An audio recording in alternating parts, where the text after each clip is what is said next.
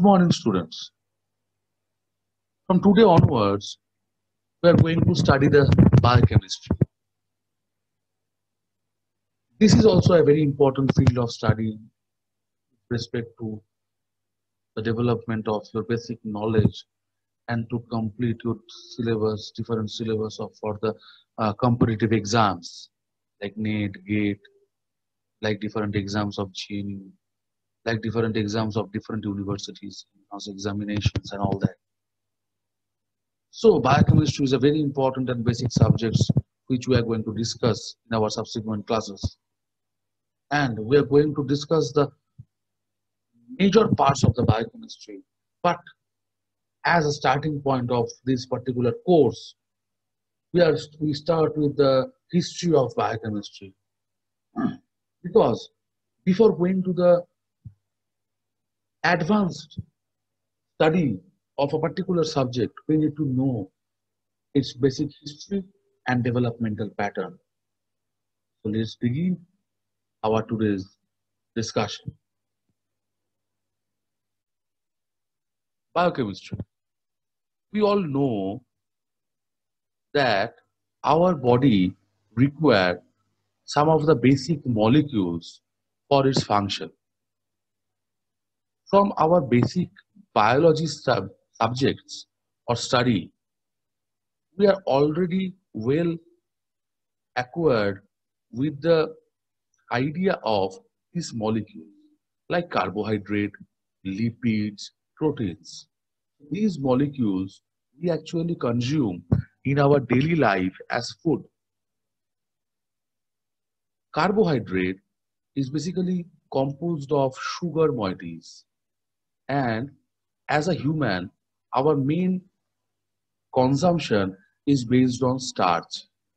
Starch is a polymer of sugar, and the particular sugar which is present in starch is glucose.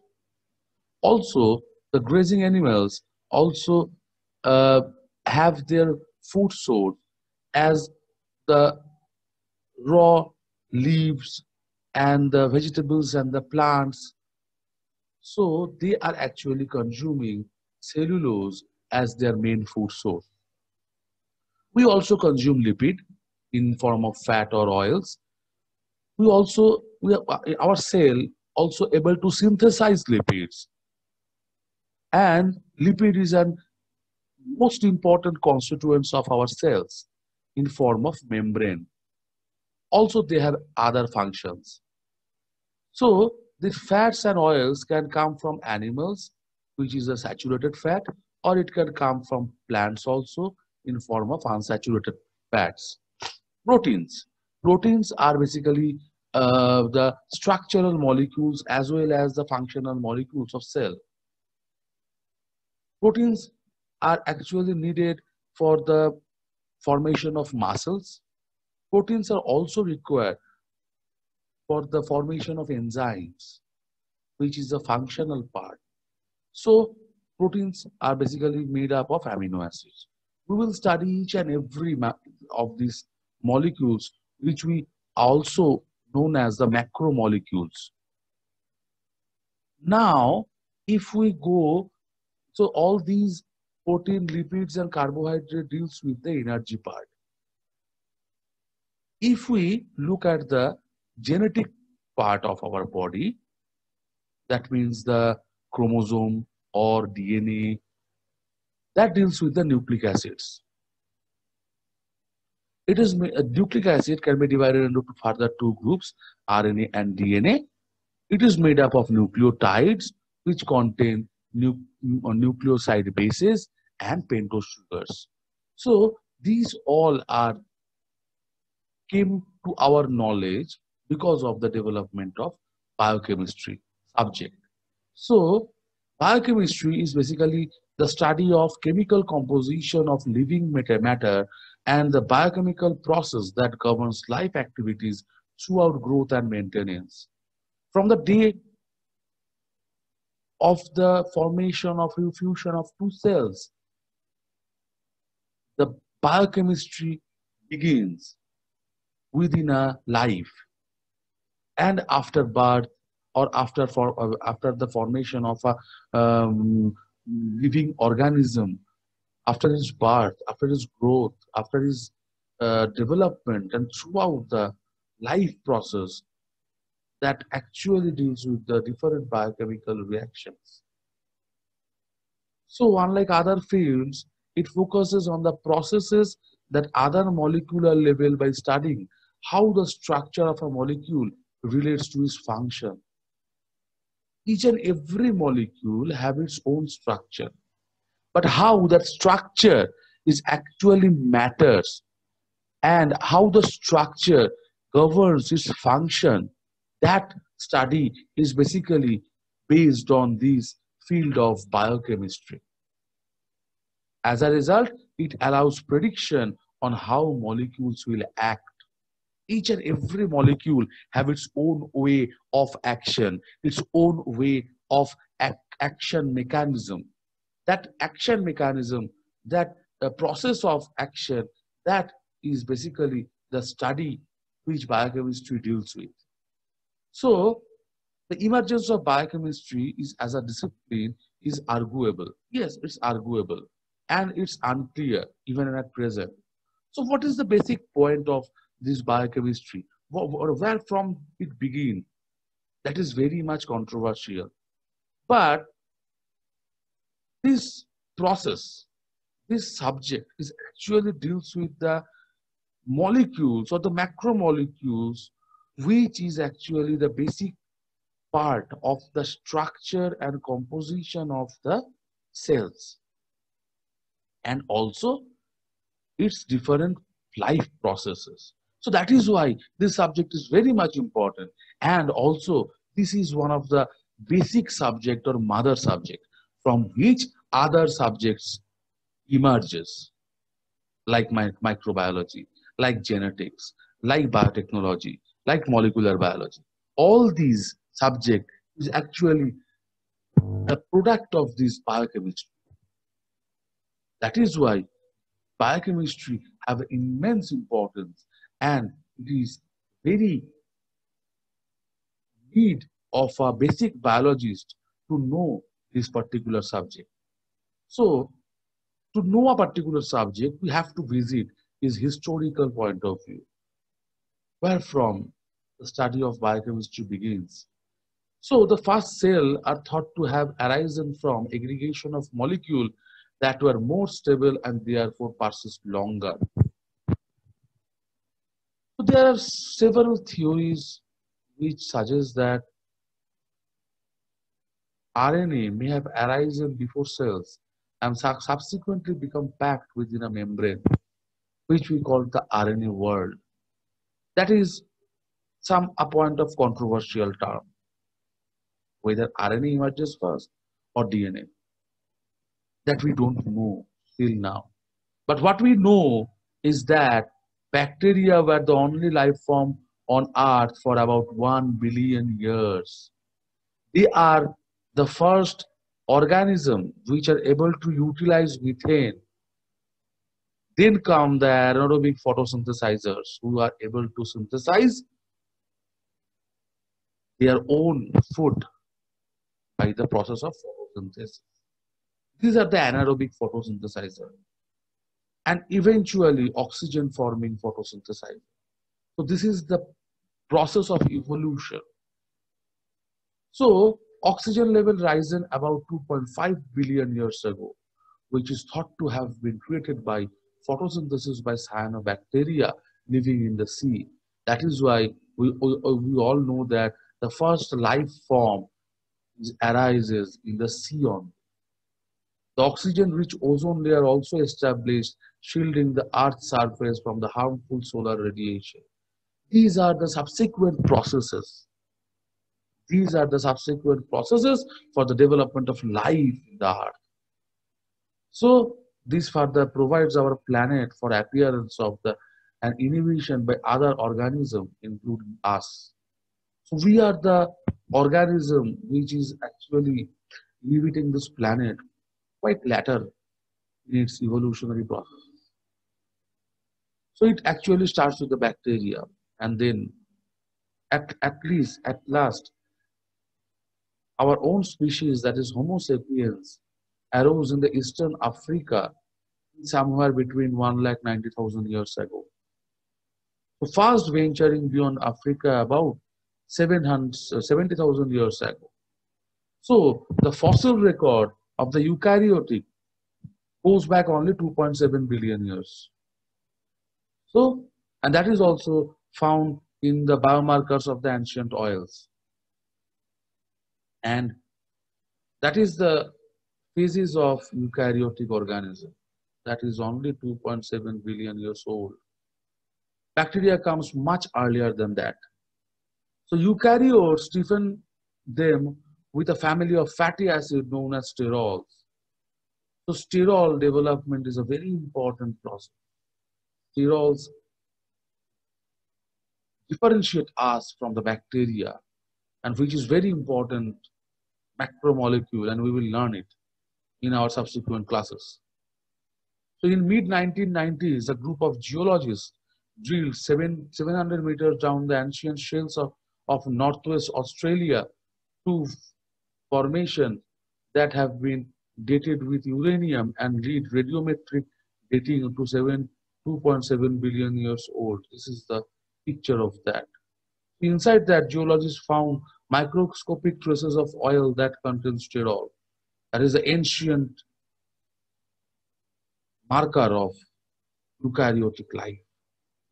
So, but the study of this particular processes starts with Robert Hooke, who had successfully invented the microscope, the basic microscope, in the year of 1665.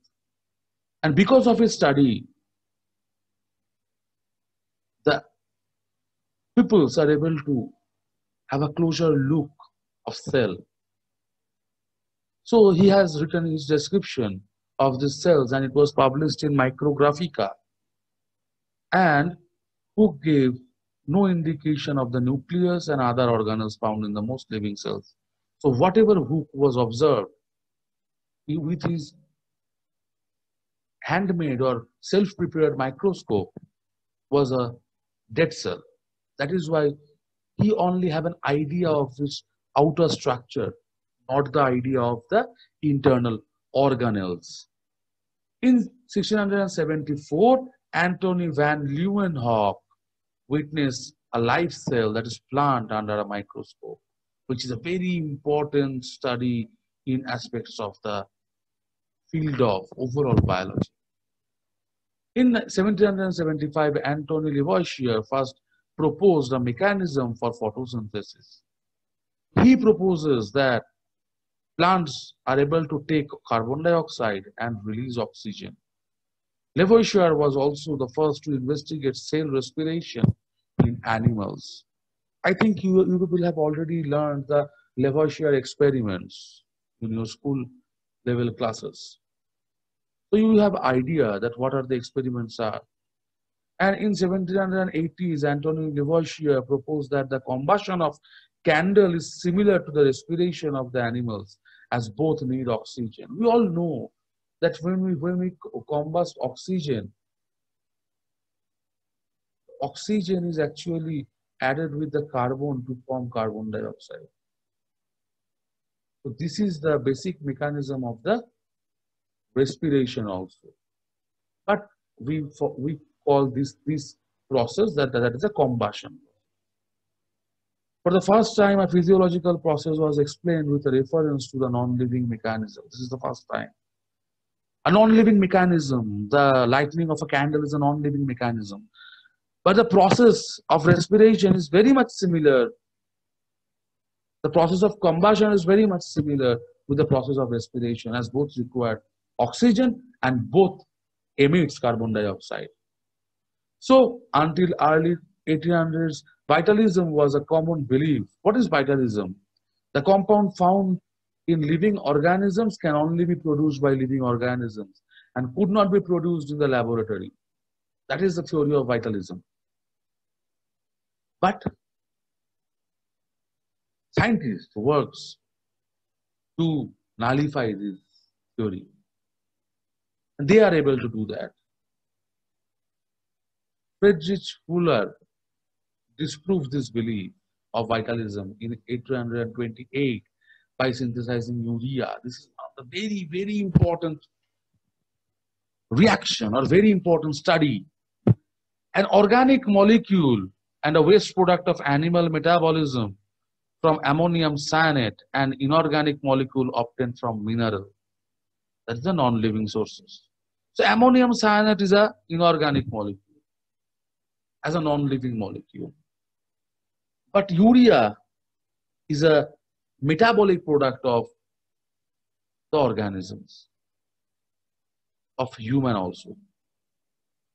So this urea was first synthesized by Friedrich Fuller.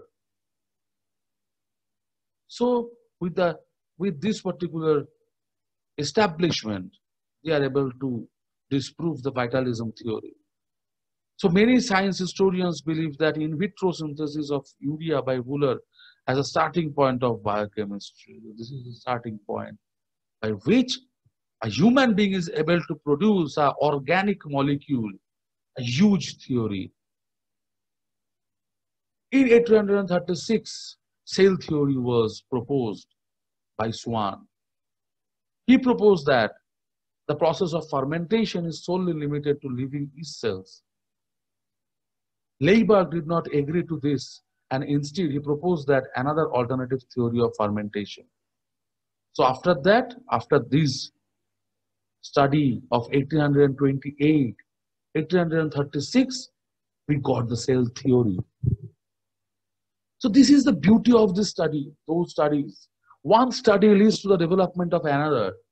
And in this way, in 1856, Louis Pasteur proposed the Leiberg's chemical theory in his experiment. And he showed that fermentation depends highly on the physiological functions that occur in bacteria and in living yeast cells.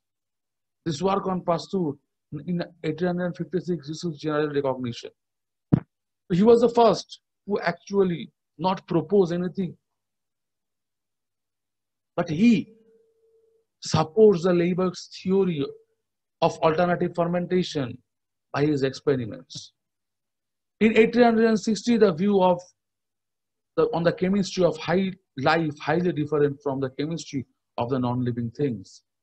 That is why during this period, the view of this gelatinous and homogeneous form of matter in organism is most commonly known as protoplasm, carries out in the intracellular processes.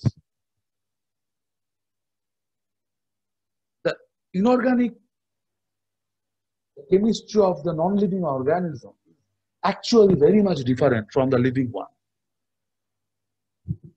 In our cell, we have a particular part that we know as a protoplasm, the jelly-like liquid substance.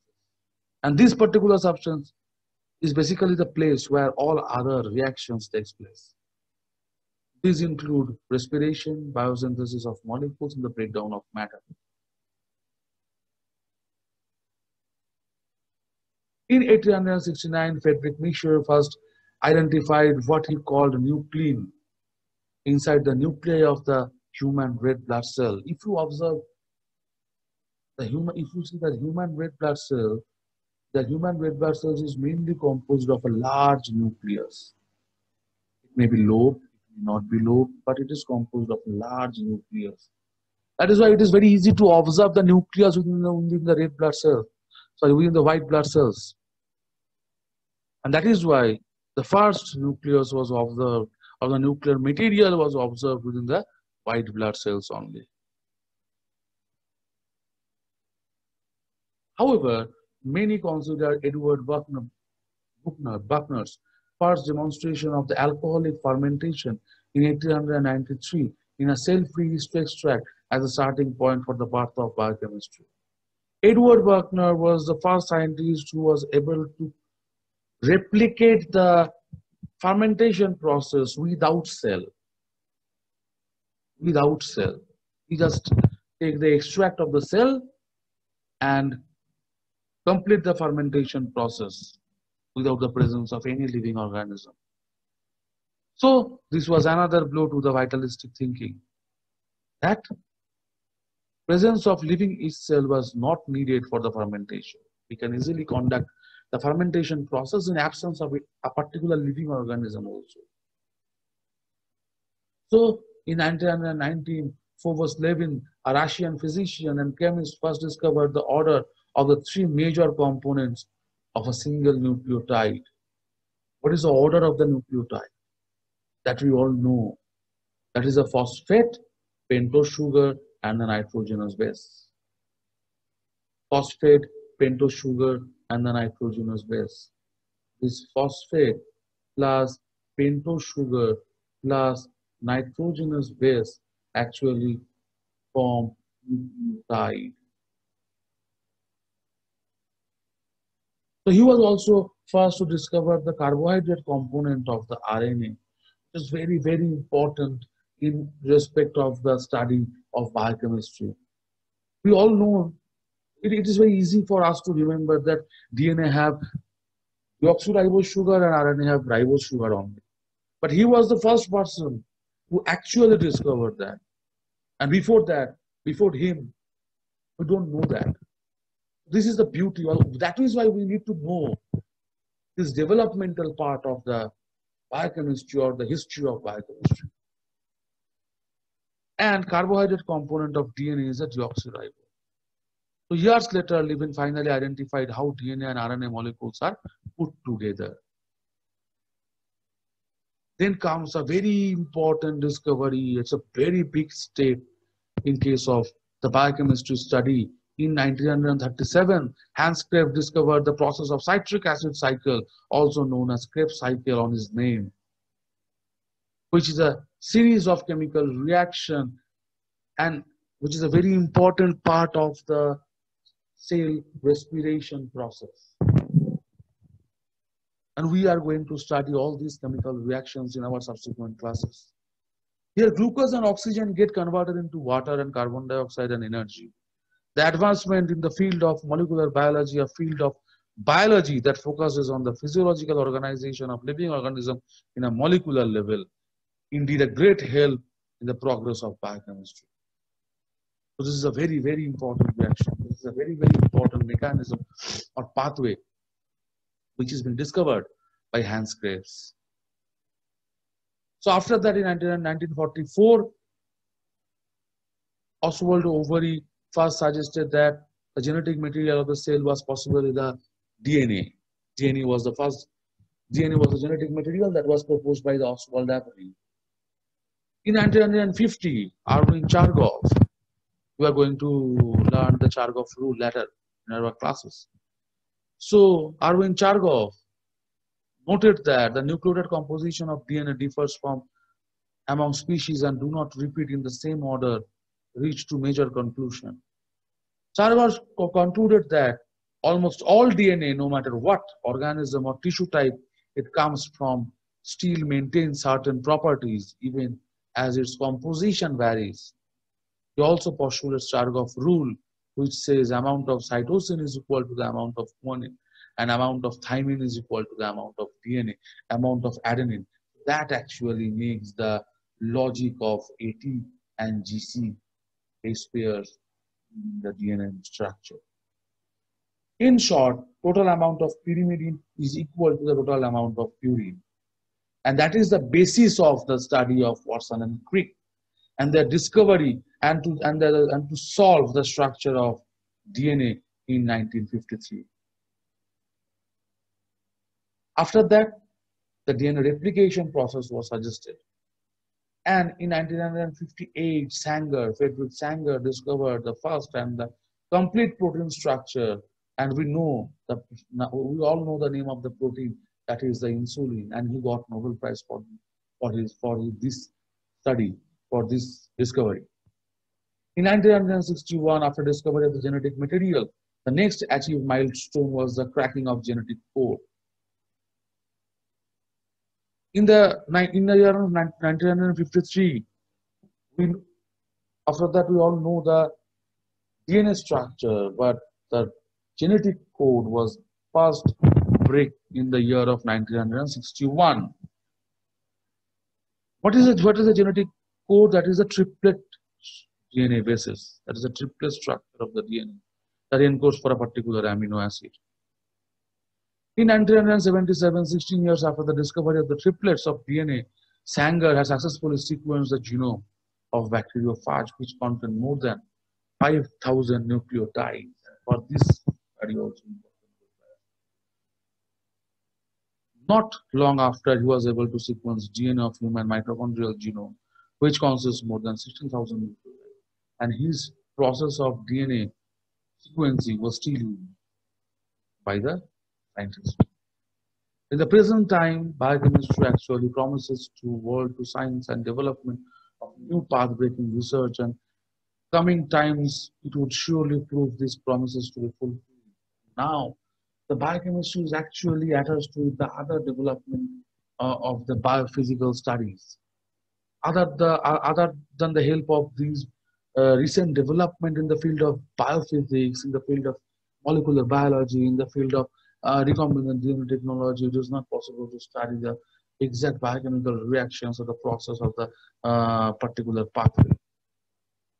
So, the development of new technologies such as X-ray diffraction, chromatography, radioisotopic labeling, electron microscopy, molecular dynamics has paved the way for many other discoveries in the field of biochemistry. So, in this class, we actually discuss some of the very important discoveries which deals with the development of the subject which we are going to study in our subsequent classes, known as biochemistry. So, this is the end of our today's class, and in the next class, we will start some biomolecular structure. Bye bye.